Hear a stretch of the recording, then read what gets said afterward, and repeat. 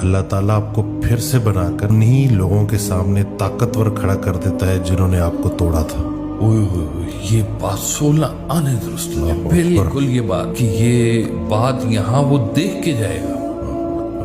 और कई ऐसे फैमिलीज को मैं जानता हूँ कि जिनकी जवानी के ऊपर जो है ना वो इल्जामात लगे हैं और वो एक वक्त में ऐसे ताकतवर खड़े हुए हैं कि वो इल्जाम लगाने वाले दांतों में उंगलियां देते फिरते हैं कि अब हम इसे कैसे आंखें चार करें, ये तो अब हमारे बस से बाहर हो गया। अल्लाह अकबर, सुभान अल्लाह। ये इज्जत अफजाइयाँ देता है अल्लाह। अल्लाह ही है जो आपको इज्जत अफजाइयाँ देता है। जब आप खामोश हो जाए ना दुख के ऊपर, वो गमज़दा जो दिल है ना अल्लाह के बड़ा करीब हो जाए। आपको गम लगता है, आपको दुख हो, तकलीफ होती है बकायदा कि यार मेरे ऊपर ये इल्जाम लग रहे हैं, मैं तो ऐसा हूँ भी नहीं। उसको तो असल में तो दुख तो होता ही उसको है जिसने नहीं किया। अल्लाह जिसने किया वो तो चोरी फिरता है ना, वो तो उसके अंदर का चोर उसको छुपा रहा होता है।